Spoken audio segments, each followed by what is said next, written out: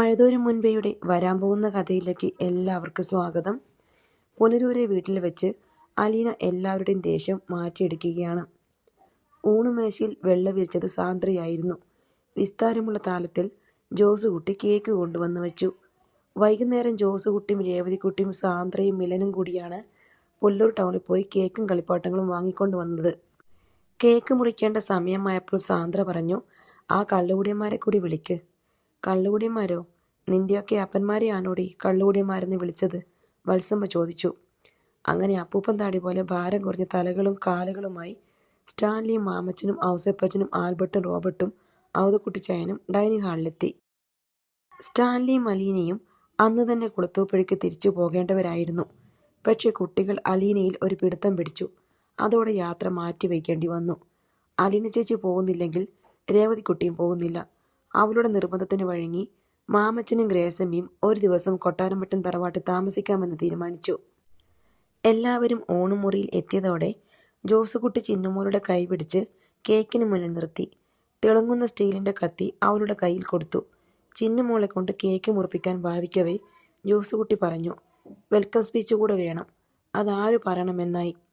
സാന്ദ്ര അലീനയുടെ പേര് പറഞ്ഞു. ഞാനോ? എനിക്ക് തന്നെ ഈ വീട്ടിലേക്ക് സമ്പൂർണ്ണ സ്വാഗതം ലഭിച്ചിട്ടില്ല. പിന്നെ ഞാനെങ്ങനെ സ്വാഗതം പറയും? അലീന ചോദിച്ചു. അലീന ചേച്ചിയെ ഞങ്ങൾ വാനരസേനയുടെ ലീഡറായിട്ട് എപ്പോഴേ അപ്പോയിൻമെൻറ്റ് ചെയ്തതാ, സാന്ദ്ര പറഞ്ഞു. ആ പേരും പറഞ്ഞ് ഇവിടെ എത്ര പായസം വെച്ചു, എത്ര കോഴികളെ കൊന്ന് കറി വെച്ചു, എന്തുമാത്രം കള്ളപ്പം ചുട്ടു നിന്നു. എന്നിട്ടിനി അലീന ചേച്ചിക്ക് കൊതി തീർന്നില്ല എന്നുണ്ടെങ്കിൽ മതി, നീ ഒന്നും മിണ്ടാതിരുന്ന ഉപകാരം, അലീന ഇടയ്ക്ക് കയറി പറഞ്ഞു. ഞാൻ തന്നെ സ്വാഗതം പറയാം. എല്ലാ കണ്ണുകളും അലീനയിലായി. അലീന ചിന്നുമോളെ എടുത്ത് കസേരയിൽ നിർത്തി അവളെ ചേർത്ത് പിടിച്ചുകൊണ്ട് പറഞ്ഞു, ഇവളെ ആദ്യമായി കണ്ട ദിവസം എനിക്ക് ശരിക്കും ഓർമ്മയുണ്ട്. ഉച്ചയ്ക്ക് പുറത്തുപോയി ബ്രിജിത്തമ്മ തിരിച്ചു വന്നപ്പോൾ കയ്യിലൊരു കുഞ്ഞ്. 2 വയസ്സ് തോന്നിച്ചു. ആകെ ക്ഷീണിച്ച് പേടിച്ച് കരയണോ വേണ്ടിയോ എന്ന് സംശയിച്ച് നിൽക്കുകയാ.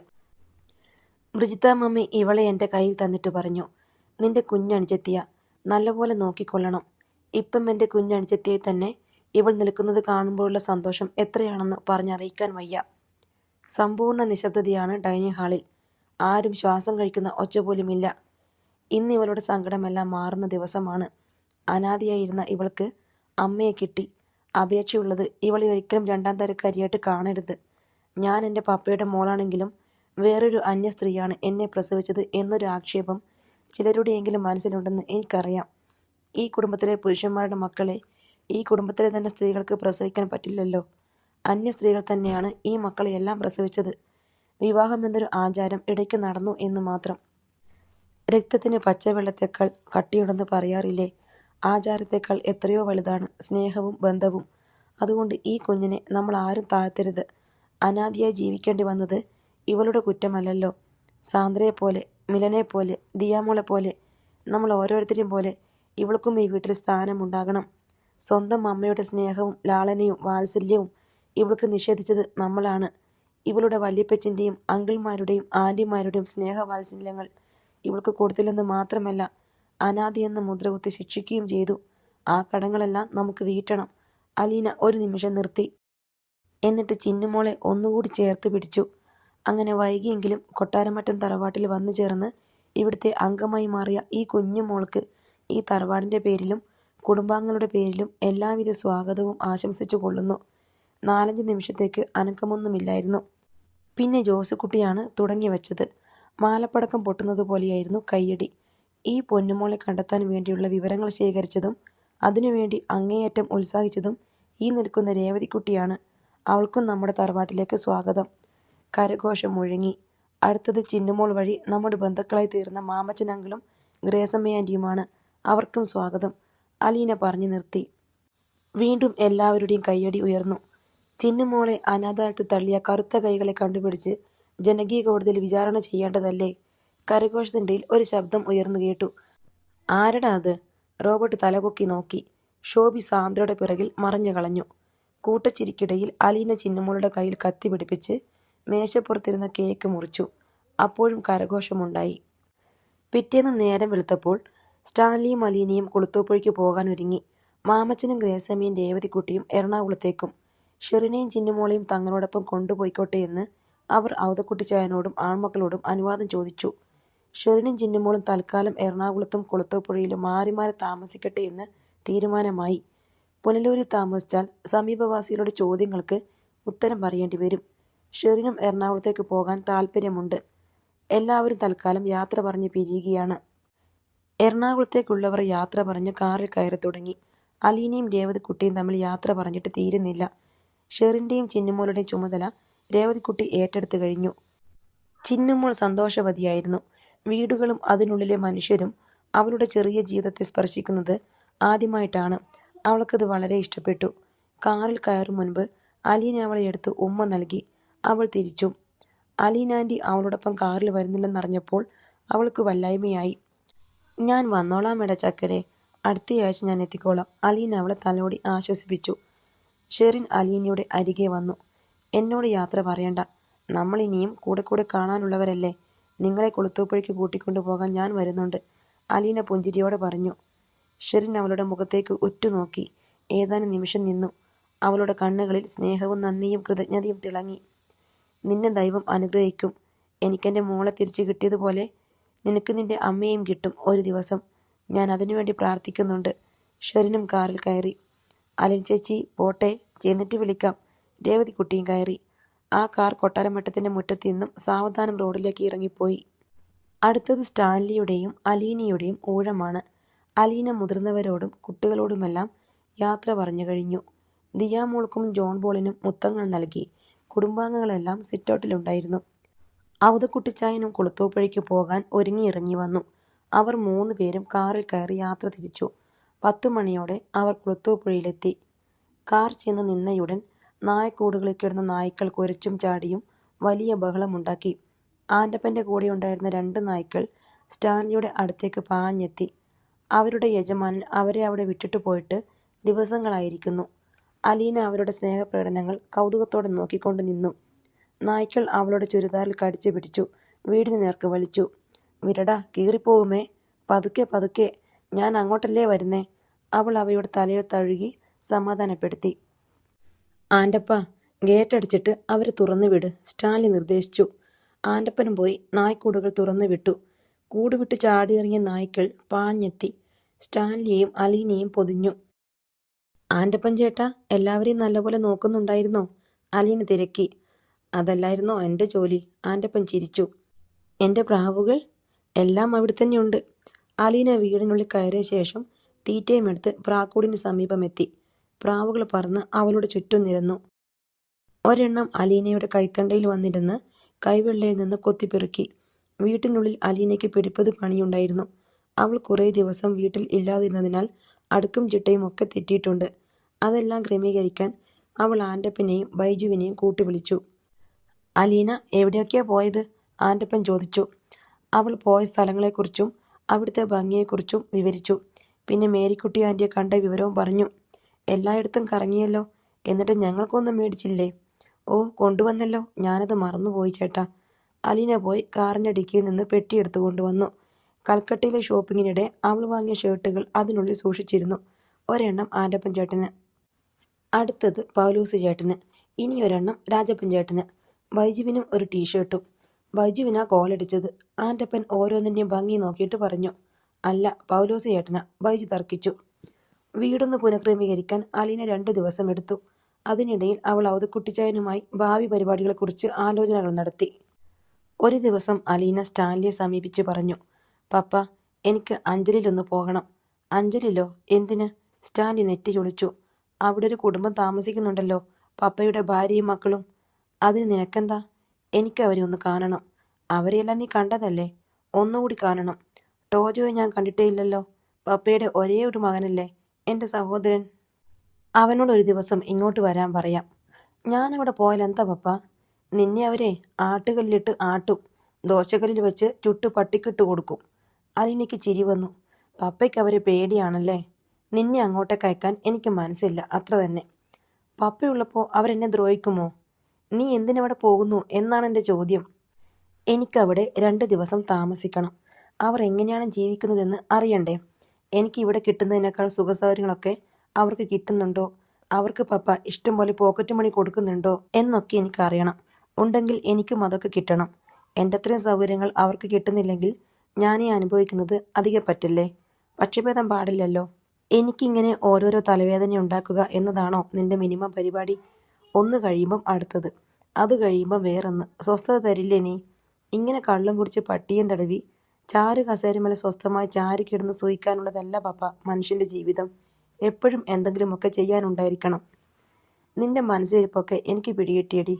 എന്നെ ഹന്നാൻ വെള്ളം തെളിച്ച് പരിശുദ്ധനാക്കി ഇവിടെ ഇങ്ങനെ എല്ലാം സഹിക്കാനും ക്ഷമിക്കാനും തയ്യാറാക്കി നിർത്തുക. എന്നിട്ട് അവരെയെല്ലാം മാനസാന്തരപ്പെടുത്തി ഇങ്ങോട്ട് കൊണ്ടുവരിക. അതല്ലേ നിന്റെ ലക്ഷ്യം? അലീന പപ്പയുടെ മുഖത്ത് നോക്കി ചിരിച്ചു. എല്ലാം അറിയാമല്ലേ? അവൾ അയാളുടെ കസേരയ്ക്ക് പിന്നിൽ ചെന്ന് നിന്നു.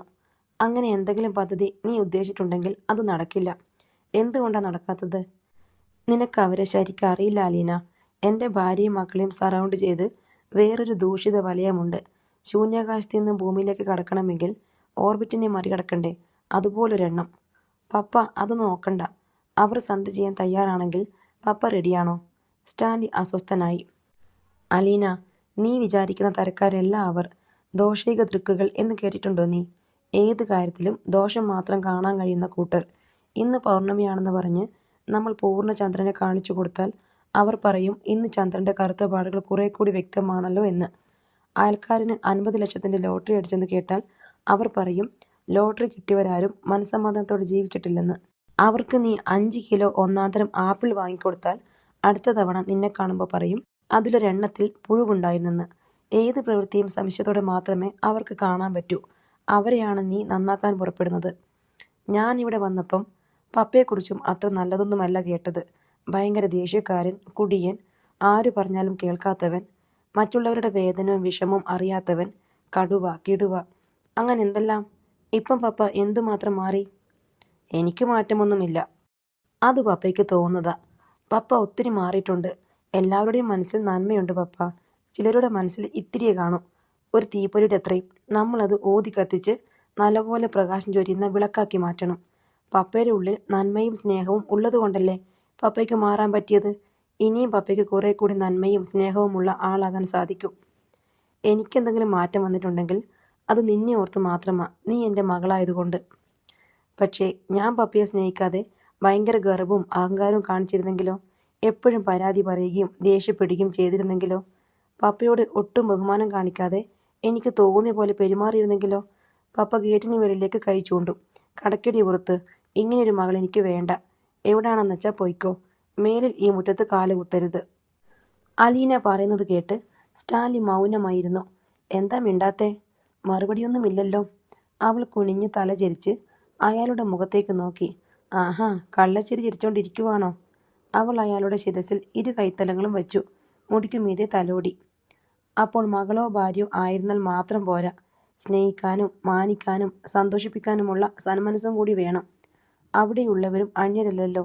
എന്നെപ്പോലെ 2 പെൺകുട്ടികൾ, പപ്പയുടെ മക്കൾ, തൻ്റെ ഒരു മകൻ, പിന്നെ ഭാര്യ. അവരുടെ മനസ്സിൽ എവിടെയെങ്കിലും നന്മയുടെ അംശമുണ്ടാവും. തെറ്റിദ്ധാരണകളുടെ കാടും പടലവും കൊണ്ട് മൂടിക്കിടക്കുകയായിരിക്കും. നമ്മളതൊന്ന് വെട്ടിത്തെളിച്ചാൽ മതി. അലീനയുടെ കൈവിരലുകൾ അയാളുടെ മുടികൾക്കിടയിലൂടെ സഞ്ചരിച്ചു കൊണ്ടിരുന്നു. അവിടെ ചെന്ന് 2 ദിവസം കൊണ്ട് നീ എന്ത് ചെയ്യാനാ? 2 ദിവസം കൊണ്ട് ഒന്നും ചെയ്യാൻ പറ്റില്ല. എല്ലാവരെയും കാണാലോ, പരിചയപ്പെടാം, ചുറ്റുപാടുകളൊക്കെ മനസ്സിലാക്കാം. എന്നിട്ട് പരിചയപ്പെട്ട് കഴിഞ്ഞാൽ പിന്നെ അങ്ങോട്ട് പോവാം. ഞാൻ അവരുടെ ശത്രുവല്ലെന്ന് ഒരാൾക്കെങ്കിലും മനസ്സിലാക്കി കൊടുക്കണം. എനിക്കവരെ സ്നേഹിക്കാൻ പറ്റും പപ്പ. തൻ്റെ മകൾക്ക് മനുഷ്യരുടെ ഇരുണ്ട ഹൃദയങ്ങളിലേക്ക് കടന്നു ചെന്ന് അവിടെ പ്രകാശം പരത്താൻ കഴിയുമെന്ന് അയാൾക്ക് ബോധ്യം വന്നിട്ടുണ്ട്. ശത്രു സങ്കേതങ്ങളിലേക്ക് അവൾ നിർഭയം കടന്നു ചെല്ലുന്നു. അവളുടെ കൈവശം സ്നേഹവും ക്ഷമയും സഹനശക്തിയുമല്ലാതെ മറ്റൊരായുധവുമില്ല. എന്നിട്ടും ആയുധധാരികൾ, ശത്രുതയും വെറുപ്പും വിദ്വേഷമുള്ളവർ പതിയെ കീഴടങ്ങുന്നു. പക്ഷേ അഞ്ജലിയിലെ വീട്ടിൽ റീത്താമ്മയുടെ സ്വേച്ഛാധിപത്യത്തിന് കീഴിൽ എന്ത് പോക്കിത്തരവും ചെയ്യാൻ മടിയില്ലാത്ത അവളുടെ ആങ്ങളമാരുടെ അധികാരപരിധിക്കുള്ളിൽ തൻ്റെ മകളുടെ സുരക്ഷയെക്കുറിച്ച് സ്റ്റാൻലിക്ക് സംശയങ്ങളുണ്ട്. പപ്പ എന്താ ഒന്നും മിണ്ടാത്തെ? അവരാരെങ്കിലും നിന്നെ ഉപദ്രവിച്ചാൽ പിന്നീട് എന്ത് ചെയ്തിട്ടും കാര്യമുണ്ടോ? ഒന്നാമതേ വീണ്ടും വിചാരമില്ലാത്ത കൂട്ടരാ. അതിന് ഞാൻ ഒറ്റയ്ക്കല്ലല്ലോ പോകുന്നത് പപ്പ. വല്യപ്പച്ചനുണ്ട് കൂടെ. ശരി, പക്ഷേ അവിടെ എന്തെങ്കിലും അത്ഭുതം സംഭവിക്കാൻ സാധ്യതയുണ്ടെന്ന് നീ വിചാരിക്കണ്ട. അത്രയ്ക്ക് അകന്നു പോയവരാ ഞാനും എൽസമ്മയും. മനസ്സിൽ സ്നേഹത്തിൻ്റെ തരിമ്പ് പോലുമില്ല. അവൾ മരിച്ചെന്ന് കേട്ടാൽ പോലും എനിക്ക് പ്രത്യേകിച്ചൊരു വല്ലായ്മയൊന്നും തോന്നില്ല. ഭൂമിയിൽ ജീവിച്ചിരുന്ന ഒരു സ്ത്രീയും കൂടി മരിച്ചു, അത്ര തന്നെ.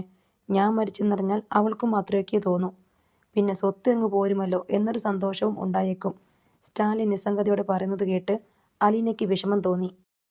പപ്പ, അങ്ങനെ പറയല്ലേ. എന്നെങ്കിലും ഒരിക്കൽ സ്നേഹിച്ചിരുന്നവരല്ലേ പപ്പ നിങ്ങൾ രണ്ടുപേരും. മറ്റേയാളില്ലാതെ ജീവിക്കാൻ കഴിയില്ലെന്ന് നിങ്ങൾ രണ്ടുപേരും പരസ്പരം വിചാരിക്കുകയോ പറയുകയോ ചെയ്തിട്ടില്ലേ? ആ സ്ത്രീ പപ്പയുടെ ഭാഗ്യമാണെന്ന് പപ്പ ഒരിക്കലെങ്കിലും ചിന്തിച്ചിട്ടില്ലേ? തനിക്ക് ഏറ്റവും ഇണങ്ങിയ പുരുഷനെയാണ് കിട്ടിയതെന്നോർത്ത് അവരും സന്തോഷിച്ചുണ്ടാകുമല്ലോ. എന്നിട്ടാണ് പപ്പ പറയുന്നത് മരിച്ചാൽ പോലും വിഷമം തോന്നില്ലെന്ന്. ഒരിക്കൽ സ്നേഹം ഉണ്ടായി എന്നുള്ളത് ശരി തന്നെ. ഞങ്ങൾ കണ്ടുമുട്ടുന്നതിന് മുൻപ് പരസ്പരം സ്നേഹിച്ചിരുന്നില്ല. സ്നേഹമെന്ന വികാരം ഞങ്ങൾക്കിടയിൽ ഒരു ചെടി മുളയ്ക്കും പോലെ മുളച്ചുണ്ടായതാണ്. ഒരു ചെടി ഉണങ്ങിപ്പോയെന്ന് പറഞ്ഞാൽ നീ അത്ഭുതപ്പെടുമോ? അതിന് നിലനിൽക്കാൻ വേണ്ടത്ര വെള്ളവും വളവും കിട്ടിയില്ല എന്ന് വിചാരിക്കും. സ്നേഹമില്ലാതായെന്ന് പറയുമ്പോഴും അങ്ങനെയേ വിചാരിക്കാവൂ. പണ്ടൊരിക്കൽ വെള്ളവും വളവും കിട്ടിയിരുന്നില്ലേ എന്ന ചോദ്യത്തിന് അർത്ഥമൊന്നുമില്ല. വെള്ളവും വളവും എങ്ങനെ ഇല്ലാതായി? അതിനൊരു കാരണം വേണ്ടേ? പപ്പയ്ക്ക് അവരോട് അകൽച്ച തോന്നാനുള്ള കാരണം എന്താ? നമ്മുടെ ഏത് പ്രവൃത്തിയിലും ഒരാൾ കുറ്റം കാണുകയെന്ന് വെച്ചാൽ പിന്നെ നമുക്ക് അയാളോടൊപ്പം ജീവിക്കാൻ പറ്റില്ല. ഒരു ദിവസം നമ്മൾ ഉദിച്ചു വരുന്ന സൂര്യനെ നോക്കി നിൽക്കുന്നു. പതിവുള്ള കാര്യമല്ല. പക്ഷേ അന്ന് ഉദയം കാണാൻ ഒരു താല്പര്യം. ഉടൻ മറ്റേയാൾക്ക് സംശയമായി. എന്താ പതിവില്ലാതെ ആകാശത്തേക്ക് ഒരു നോട്ടം? ഒരു രാത്രി ഊണ് കഴിഞ്ഞു മുറ്റത്തുകൂടെ ഉലാത്താൻ തോന്നുന്നു. അപ്പോഴും മറ്റേയാൾക്ക് സംശയം. എന്നും പതിവില്ലാത്തൊരു നടത്തം. ആർമിയിൽ പതിവുള്ള ഒരു പ്രയോഗമുണ്ട്, അണ്ടർ സർവെയിലൻസ്. നമ്മൾ എല്ലായ്പ്പോഴും സംശയഗ്രസ്തമായ കണ്ണുകളാൽ നിരീക്ഷിക്കപ്പെട്ടുകൊണ്ടിരിക്കുകയാണ് എന്ന്. ഒന്നും മറ്റേയാൾക്ക് പിടികിട്ടുന്നില്ല. അയാൾക്ക് പിടികിട്ടാത്തത് പലതും നമ്മൾ ചെയ്യുന്നുണ്ടായിരിക്കും. ഉദാഹരണത്തിന് മദ്യപാനം, പുകവലി, ക്ലബിൽ പോക്ക്. പിടിച്ചാൽ കിട്ടുകയില്ലെന്ന് കാണുമ്പോൾ വിട്ടേക്കണം. അല്ലാതെ ഒരാളുടെ ഇഷ്ടത്തിനൊപ്പിച്ച് നമ്മൾ അടിമുടി മാറുകയെന്ന് വെച്ചാൽ നടപ്പില്ല. ചില അഡ്ജസ്റ്റ്മെൻറ്റുകളാകാം. എൽസമ്മയ്ക്ക് ഒരു ചേച്ചിയും അനുജത്തിയുമുണ്ട്. അമ്മയുണ്ടായിരുന്നു, ഇപ്പോഴില്ല. ഫോണിൽ കൂടി നിരന്തരം കുറ്റം പറച്ചിലിൻ്റെ പ്രവാഹമാണ്. അവിടുത്തെ കുറ്റങ്ങൾ ഇങ്ങോട്ടൊഴുകും, ഇവിടുത്തെ കുറ്റങ്ങൾ അങ്ങോട്ടൊഴുകും. ഇടയ്ക്കിടെ ഇവരെല്ലാം കൂടി അഞ്ജലിയിൽ സമ്മേളിക്കും. പരദൂഷണത്തിൻ്റെ കൊടിയേറ്റമാകും അന്നവിടെ നടക്കുക. ഒരാളെക്കുറിച്ച് പോലും അവർ നല്ലത് പറയുന്നത് ഞാൻ ഇതേവരെ കേട്ടിട്ടില്ല. അവർക്ക് ഈ ലോകത്ത് അറിയാവുന്നവരെക്കുറിച്ചെല്ലാം കുറ്റം പറഞ്ഞുകൊണ്ടേയിരിക്കും. അങ്ങനെ നേരം വെളുപ്പിക്കും. ഇതൊരു രോഗമാണെന്ന് എനിക്ക് മനസ്സിലായി. എനിക്ക് മദ്യം കിട്ടിയില്ലെങ്കിൽ എൻ്റെ ശരീരം വിറയ്ക്കും. ഇവർക്ക് പരദൂഷണം കിട്ടിയില്ലെങ്കിൽ ഹൃദയം വിറയ്ക്കും. അലീന ഒന്നും മിണ്ടാതെ സ്റ്റാൻലിയെ തന്നെ നോക്കി നിന്നു. പപ്പ, ഞാൻ എന്തായാലും അവിടെ വരെ ഒന്ന് പോയി വരാം. സ്റ്റാൻലി അല്പനേരം ഒന്നും മിണ്ടാതിരുന്നു. പിന്നെ പറഞ്ഞു, ശരി, അപ്പച്ചനും കൂടി ഉള്ളതുകൊണ്ട് മാത്രം ഞാൻ സമ്മതിക്കുന്നു. ഞാൻ തന്നെ അവിടെ കൊണ്ടുവിടാം. ഞാനും അപ്പച്ചനും കൂടി ബസ്സിൽ പോയിക്കോളാം. അതാ നല്ലത്. പപ്പ കൊണ്ടുവിട്ടാൽ അവർക്ക് തോന്നും അവരെ വെല്ലുവിളിക്കാൻ വേണ്ടി കൊണ്ടുവന്ന് വിട്ടുവെന്ന്. അവർക്ക് എന്ത് തോന്നിയാലും എനിക്ക് പ്രശ്നമില്ല. നിന്നെ കൊണ്ടുപോയി വിടുമ്പോൾ നിന്റെ സുരക്ഷിതത്വം ഉറപ്പാക്കേണ്ടത് എൻ്റെ കടമയാ, സ്റ്റാൻലി വിട്ടുവീഴ്ചയില്ലാത്ത സ്വരത്തിൽ പറഞ്ഞു. ഇത്രയുമാണ് ഇന്നത്തെ കഥ. ബാക്കി കഥയുമായി വീണ്ടും വരാം. ബൈ.